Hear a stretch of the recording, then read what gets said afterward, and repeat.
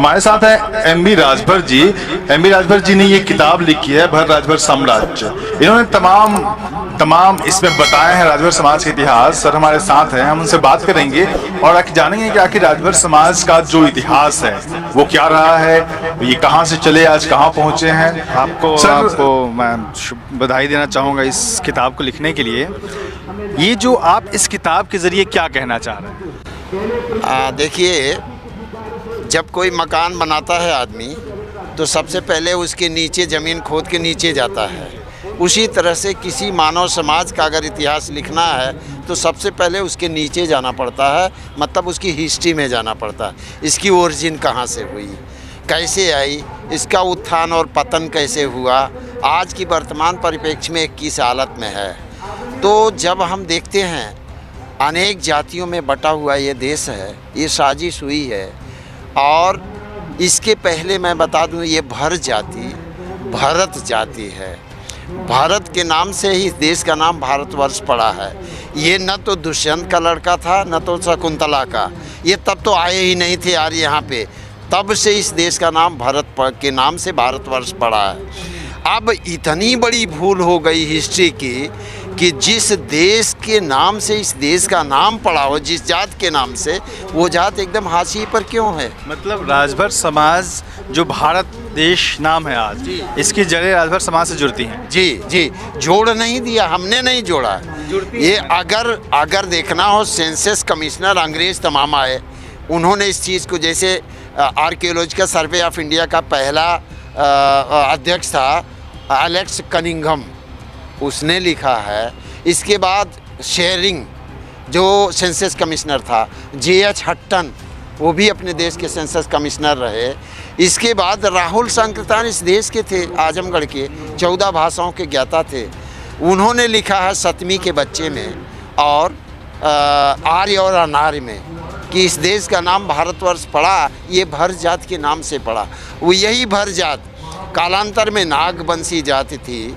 मैं ये जानना चाह रहा हूँ, मेरा पहला सवाल था कि ये जो किताब आपने लिखा है, इस किताब को लिखने की ज़रूरत क्यों पड़ी? ज़रूरत इसलिए पड़ी कि जिस समाज का इतिहास नहीं होता वो वर्तमान बना ही नहीं सकता। जिस समाज का अतीत नहीं होता उसका वर्तमान बन ही नहीं सकता।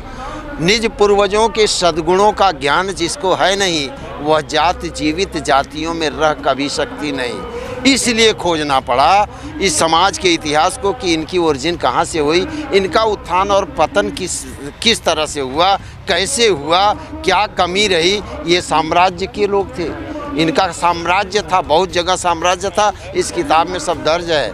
आज भी भारतवर्ष की ज़मीन बोल रही है कि इनका कहाँ कहाँ साम्राज्य था। इनके किले और कोट खाइयाँ बोल रहे हैं, इनके शिलालेख, ताम्रलेख और इनकी मुद्राएं बोल रही हैं कि इनका इतिहास था। लेकिन भारतवर्ष में इनके इतिहास को छुपा दिया गया, दबा दिया गया। इसलिए ज़रूरत पड़ी इसे खोजने की, लिखने की, समायोजित करने की। और जो राजभर जाति है वो शासक जाति रही है। जी हाँ, कहाँ कहाँ इनका शासन रहा है? देखिए, बहराइच एक है ज़िला, ये भरराइच है, भर के नाम से पड़ा है। भदोही ज़िला ये भर दोहाई था, ये भर के नाम से पड़ा है। बनारस बंदारस, वाराणसी वरुणा और रसी जो स्कंद पुराण में लिखा है वो एकदम गलत लिखा है। यहाँ बनारस का नाम बंदारस के नाम से पड़ा, वो भर जाति का था। इसी तरह से बहुत से, यहाँ तक कि जिस गांव का, जिस जिले का नाम पूर्व और लास्ट में मऊ लगा हुआ है, वो सब भरों से संबंधित नाम है। आज भी एग्जिस्ट है बहुत सा। एक चैप्टर हमने इसमें दिया है कि ये कौन कौन से देश में, अपने देश में कौन कौन से गांव, कौन कौन से ज़िले, कौन कौन से टाउन इस जात के नाम से पड़े हैं, उसका एक चैप्टर ही हमने दिया हुआ है। आज भी वो एग्जिस्ट है, सरकार के दस्तावेज में एग्जिस्ट है। फिर भी इतिहासकारों के अवहेलनापूर्ण रवैये के कारण इस समाज का इतिहास ही मिटा दिया गया। इसलिए ज़रूरत पड़ी इसे लिखने की। तो ये जो पूर्वांचल के ज़िले आप बता रहे हैं कि यहाँ पे राजभर समाज था, तो पूर्वांचल में ही था या फिर इसके अलावा भी साम्राज्य था? बहुत अच्छा क्वेश्चन है आपका। ये वास्तव में महाराष्ट्र नाम कैसे पड़ा? महार और रट्ट से। रट्ट माने नागवंशी होते हैं, महार माने आप जानते हैं। महार और रट्टों ने मिलकर के इस समाज को बनाया। तो यहाँ नागवंशी लोग रहते थे। इसके बाद नागपुर आप जानते हो, नंदीवर्धन ये नागवंशी था। इसके बाद इन्होंने अर्जुन को हराया राजस्थान में। राजस्थान में भी इनकी आबादी है, महाराष्ट्र में इनकी आबादी है, चंद्रपुर, यवतमाल और बुलढाणा में सबसे ज़्यादा आबादी है। धन्यवाद। और महाराष्ट्र की लिस्ट में, एसटी की लिस्ट में 16वें नंबर पर ये दर्ज है, भर नाम से, BHAR। और मध्य प्रदेश की लिस्ट में 18वें नंबर पर है, ये भर नाम से दर्ज है। BHAR गोणों की उपजाति बताया गया है, जबकि वास्तव में गोणों से इनका कोई संबंध नहीं है। और उत्तर प्रदेश में ये OBC में है। इसके बाद बंगाल में बिहार में OBC में है। इसी तरह झारखंड में SC में है, रजवार नाम से बंगाल में SC में है। ये विभिन्न प्रांतों में इनकी आबादी है। आज जो हरियाणा है, पंजाब है, यहाँ पर OBC की लिस्ट में है। तो ये विभिन्न प्रांतों में है। आसाम में इनकी बहुत अच्छी आबादी है। आसाम में KN भर साहब हैं यहाँ, वहाँ पे अच्छी आबादी है। तो ये प्रदेश हमारे देश के विभिन्न प्रांतों में ये आज भी है, लेकिन विभिन्न नामों से। इनकी एक तो 53 उपजातियाँ हैं। 1931 की जो जनगणना है उसमें 153 उपजाति भरों की बताया गया है। ये सेंसस कमिश्नर हट्टन ने लिखा हुआ है। तो सारी चीज़ें हैं, ये पूरे देश के विभिन्न प्रांतों में हैं। ये आपने कहा कि शिलालेख हैं, मुद्राएं हैं जो ये साबित करती हैं कि राजभरों का अपना साम्राज्य रहा है। ये कहाँ से सामने आई है? ये देखिए, KP जायसवाल एक हुए थे, आर्कियोलॉजिकल सर्वे ऑफ इंडिया के प्रेसिडेंट हुए थे, इंडियन, बंगाल के थे, इंग्लैंड से उन्होंने PhD किया था। उन्होंने आर्कियोलॉजिकल सर्वे ऑफ इंडिया की 1933-34 की जो रिपोर्ट है, उस रिपोर्ट को एक बुक बनाया है। उस किताब का नाम है ancient history of India 150 to 350। ये 150 से लेकर 350 ईस्वी तक 200 वर्षों का इतिहास भरों का है, भारशिव नाम से। ये किताब, आपको ताज्जुब होगा, ये किताब मद्रास यूनिवर्सिटी में क्लास में प्रेस्क्राइब बुक है। यूनिवर्सिटी ने प्रेस्क्राइब में उस सिलेबस में रखा है। ये हिस्ट्री उत्तर प्रदेश की है, ये मद्रास में पढ़ाई जाती है। पुनर्नवा किताब डॉक्टर हजारी प्रसाद द्विवेदी बलिया के, उन्होंने पुनर्नवा किताब लिखी है, जो बलिया से लेके बनारस तक जो भरों की लड़ाई हुई है अन्य जातियों से, इसका इतिहास है। ये किताब गुजरात यूनिवर्सिटी में, अहमदाबाद यूनिवर्सिटी में प्रेस्क्राइब बुक है, BA में पढ़ाई जाती है। ये सारा उत्तर प्रदेश का इतिहास एक जगह मद्रास में, एक जगह गुजरात में पढ़ाया जाता है, लेकिन यहाँ नहीं पढ़ाया जाता। उसी KP जायसवाल की किताब में सोने के सिक्के दिए गए हैं। इनके सोने के सिक्के चलते थे, इनकी मुद्राएं चलती थी, इनके शिलालेख हैं, उसमें सारी चीज़ें ब्यौरेवार दी गई हैं। ये सरकार का दस्तावेज है, मेरा नहीं। लेकिन दुर्भाग्य है कि BD महाजन, ये दिल्ली का राइटर हैं, अब डेथ हो गई उनकी, वो BD महाजन जी किताब लिखी है जो MA में पढ़ाई जाती है इंग्लिश में, हिस्ट्री ऑफ इंडिया। उसमें एक चैप्टर नागभार शिवा डिनेस्टी में जोड़ा है, उसमें कुछ राजभरों के नाम, राजाओं का नाम गिनाया है। इसके अलावा किसी ने भी इस समाज के इतिहास को टच नहीं किया, इतना बड़ा भेदभाव किया। तो साम्राज्य की बात हो रही है, तो मैं आपसे पूछूं, कहाँ से कहाँ तक फैला हुआ था साम्राज्य और किस वक्त था, वो कौन सा दौर था? देखिए, ऐसा है कि बिंबिसार का नाम आप सुने होंगे, है बंसी राजा, जो 16 जनपद थे गौतम बुद्ध के समय। भारतवर्ष का पहला राजा, इतिहास में एक प्रश्न आता है, IAS में पूछा गया था, भारतवर्ष का पहला ऐतिहासिक राजा कौन है? उसका नाम बिंबिसार है। बिंबिसार, आप मालूम है, बिंबिसार से ले करके ये 543 ईस्वी से ले करके और 156 ईस्वी BC तक इनका राज रहा है, मगध से लेके बनारस तक। यहाँ तक कि ये कौशाम्बी प्रदेश इन्हीं के राज के अंतर्गत आता था। एक चैप्टर है, आप शुरुआत का इतिहास, एक चैप्टर है वंश, आप वो पूरा भरों का हिस्ट्री है। इसके बाद इनका कहीं इतिहास नहीं मिलता। 150 से लेके 350 ईस्वी तक काशी में, मिर्ज़ापुर में, मथुरा में और ग्वालियर में इनके 36 राजा हुए हैं, जो जिनके सिक्के चलते थे। प्रवर सेन से शुरू होता है और भवनाग दिगनाग तक चला जाता है। भूत नंदी इनका लास्ट राजा था। इसके बाद शुंग वंश का लास्ट राजा कब हुआ? ये लास्ट राजा हुआ 153 ईस्वी में, 153 में 350 में, सॉरी 350 ईस्वी में इनका लास्ट राज गया है। इसके बाद ये बिल्कुल शांत रहे। ये जो राजा सुहेल देव का नाम आता है बार बार, है ना, जब भी राजभर समाज का कोई कार्यक्रम होता है, तो इनकी क्या भूमिका रही पूरे राजभर समाज में? देखिए, ऐसा है कि भारशिव वंश का जब राज चला गया 350 ईस्वी में, तो जगह जगह पे हमारे राजाओं ने, हमारे लोगों ने अपनी सेना बना करके अपना साम्राज्य स्थापित किया। सबसे पहले अयोध्या का भरद्वाज राजा था, और आप देखेंगे जौनपुर का जो किला है वहाँ राजा केरार था।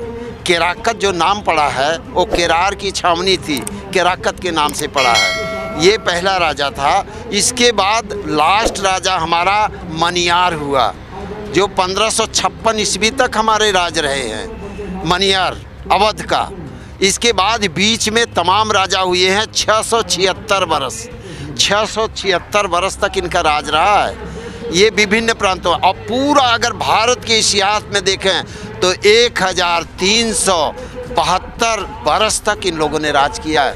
मेरे पास ये सब रिकॉर्ड है, मेरे पास ये सब रिकॉर्ड हैं। सुहेल देव का जो नाम आता है ये 1000 ईस्वी 9 से लेकर के और 1072 ईस्वी तक इनका राज रहा है।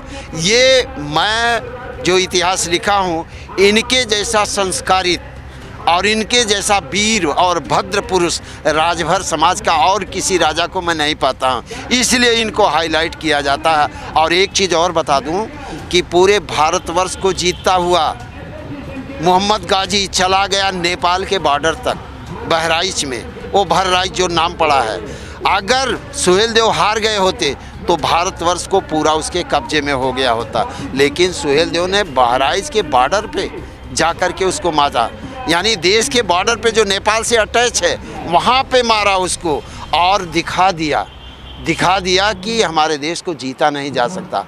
और मैं आपको प्रमाण बताऊं, चित्तौड़ा के मैदान में वो लड़ाई हुई थी, जो चित्तौड़ा ब्लॉक है इसमें बहराइच में, जी सुहेल देव की और गाजी की लड़ाई चित्तौड़ा ब्लॉक में हुई। हिस्ट्री देखिए अपने को रिपीट करती है। महाराणा प्रताप जब आए तो उनको याद था कि जिस तरह से सुहेल देव ने चित्तौड़ा में पराजित किया था मुसलमानों को, मैं भी अपने किले का नाम चित्तौड़गढ़ रखूँगा। उन्होंने प्रेरणा लिया यहाँ से। और एक चीज़ और बता दूँ, महाराजा सुहेल देव का किले का नाम चारदा है। ये चारदा क्या है? चार सद्दा। ये सियालकोट में पड़ता है, पेशावर के बगल में। चार सद्दा ये हमारे नागवंशियों की राजधानी थी।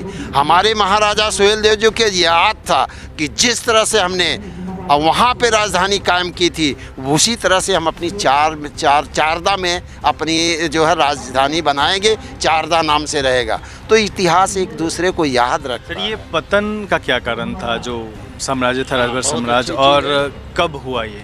ऐसा है कि जब पहले तो आर्यों से इनका युद्ध हुआ, ये लड़ते रहे फिर भी अपना साम्राज्य, ये आर्य जब आए 1500 BC के पहले, ये 2500 वर्ष 3000 वर्ष के पहले जब आर्य आए तो इनका सबसे पहले लोहा तो सिंधु घाटी में हुआ, वो आप जानते हैं। उसी पर ऋग्वेद लिखा गया। ऋग्वेद क्या है? ये आर्यों और अनार्यों का युद्ध है, उसी को ऋग्वेद में श्लोक के रूप में दिया गया है। इसके बाद ये जब मुसलमान आए तो इनका युद्ध बराबर मुसलमान है, मुगल तो एक पर्टिकुलर हो गए, मुसलमान में मुगल भी आते। मुगल कौन होते? मंगोल के रहने वाले। अकबर का खानदान मुगल बोला जाता है। सारे मुसलमान को आप मुगल नहीं बोल सकते, खिलजी वंश को मुगल नहीं बोल सकते आप, हाँ, दास वंश को मुगल नहीं बोल सकते आप। तो इनसे बराबर युद्ध होता रहा, युद्ध होते होते, और ये बड़े ताज्जुब की बात है कि भारत की अपर जातियाँ जब इनका युद्ध मुसलमानों से हो रहा था तो उनका साथ देती थी, मुसलमानों का साथ देती थी। मैं आपको एग्जाम्पल बताऊं, अकबर के 9 रत्न थे, उसमें 4 पंडित थे, टोडरमल, बीरबल, तानसेन और भगवान दास। हमारा कोई आदमी, छोटी जात का कोई आदमी कभी नहीं बना, ये उनके साथ में थे। ये कभी तो गुलाम थे ही नहीं। पहली बात ये है, चाहे मुसलमान आए, चाहे अंग्रेज आए, चाहे कोई भी आए, कभी ये गुलाम थे ही नहीं। अपने को ढाल लेते हैं इस तरह, और हम लोग लड़ते रहे। यहाँ तक कि जब हमारा साम्राज्य चला गया, युद्ध में हार गए, तो हम जंगलों का रास्ता पकड़े, हमारी शिक्षा दीक्षा सब चली गई। लड़ते लड़ते हमारी शिक्षा चली गई, हमारी दीक्षा चली गई, हमारे सभ्यता और संस्कार चले गए। इतनी चीज़ हमने झेली है, झेलते झेलते तब आज भी बहुत, कितने तो 153 उपजातियों में बट गई है। अपने अपने उस सभ्यता और संस्कृति के अनुसार ढलने लगे सारे लोग। नहीं, तो आप ये कह रहे हैं कि राजभर समाज अकेले 153 जातियों में बटा है। हाँ, आज भी। तो लेकिन मूल तो इसका एक ही होगा। मूल एक ही है, मूल एक ही है। उसके कारण है, आप J.H. हट्टन को पढ़ेंगे या विलियम क्रुक को पढ़ेंगे, एथनोलॉजिस्ट को पढ़िए, किसी अंग्रेज को, कब टूटी जातियाँ, कैसे टूटी, इसका पूरा विवरण दिया गया। रजवार के लोग आए हैं यहाँ, रजवार कैसे, वो प्रोनाउंसिएशन में फ़र्क है, RAJWAR। तो बाबा साहब ने जो 199 पेज पे आप पढ़िए, बाबा साहब writing in speeches first volume 199 page पे बाबा साहब ने दिया हुआ कौन कौन सी जातियाँ इनसे टूटी हैं, इनकी जनसंख्या कितनी है, कहाँ कहाँ रहते हैं, लिस्ट बनाई है। और गवर्नमेंट ऑफ इंडिया एक्ट 1935 बाबा साहब ने उसमें वर्णन किया है। उसमें 9 कैटेगरी जो बनी थी, हमारी बहुत सी उपजातियों को उसमें रखा गया है। लेकिन हमारे दुर्भाग्य है कि हमारे समाज के कुछ लोगों ने कहा कि हम तो राजा थे, हम बड़ी जात में आते हैं, इसलिए वहाँ से निकाल दिया गया। ये इतिहास के भोग रहे हैं हम, और आज उसी की डिमांड कर रहे हैं हम। तो आज के वक्त में आप कहाँ से चले थे, आपने बताया, फिर किस तरीके से नीचे आए, अभी राजभर समाज की क्या स्थिति है और वो लोग उठने की जो कोशिश कर रहे हैं, उनका जो थोड़ा सा आगे बढ़ें, फिर ये किस वजह से बढ़ पाएँ, और अभी जो उनकी जो अहम डिमांड है ना आगे बढ़ने की, या फिर जो पहचान अपनी कायम करने की, उसके लिए ये समाज क्या कर रहा है? देखिए, शिक्षा ही एक ऐसा माध्यम है जिससे सारी जानकारियाँ मिलती हैं। ये जो आज चल रहा है, ये पढ़े लिखे लोग इस ज़रूरत को समझ रहे हैं। ये एम्प्लॉइज़ लोग जितने हैं, ये लोग समझ रहे हैं कि हमारी वैल्यू क्या है, हमारी हिस्ट्री क्या रही, हमको क्या होना चाहिए, संविधान में हमको अधिकार क्या दिया, हमारे अधिकारों का हनन कहाँ हो रहा है। तो इसलिए ये सब अब एक निर्णायक युद्ध के लिए तैयारी कर रहे हैं कि संविधान में जो हमको अधिकार दिया गया है, वो अधिकार हमको मिलता क्यों नहीं है। धारा 15 से शुरू होती है आरक्षण की व्यवस्था, 342 तक चली जाती है बीच बीच में। इन धाराओं को आप देखें तो एकदम उपेक्षित है हमारा समाज। और मुझे कहने में कोई गुरेज नहीं है कि एससी की जो बात करते हैं, एससी भी अभी अपलिफ्ट हो गया है, लेकिन हम उसकी जगह जो खाली हुई है, हम वहाँ पहुँच गए हैं, जीरो पे हम पहुँच गए। हमारी विकास दर एकदम जीरो पे पहुँच गई है। तो हम चाहते हैं, मांग तो हम नहीं करेंगे, मांग करते करते हम थक गए। कितनी पॉपुलेशन होगी देश भर में इस समाज? हमारे अनुसार 1.5 करोड़ पॉपुलेशन इनकी उत्तर प्रदेश में है। सब मिला के 3.25 करोड़ आबादी हमारी है इंडिया में, इसमें भर नाम से। और अगर उपजातियों की गणना करेंगे 153, तो हम 10 करोड़ के लगभग हैं। पूरे भारतवर्ष में 10 करोड़ हैं भर की, और उनकी उपजातियों को लेकर के। ये भरिया है, मध्य प्रदेश में बहुत अच्छी आबादी है, रजवार हैं, राजवंशी हैं, तो बिहार हैं, चंदेल हैं, परमार हैं, परिहार हैं। इन सब की गणना आप कर डालिए तो हमारा 10 करोड़ के लगभग हमारी आबादी पड़ती है।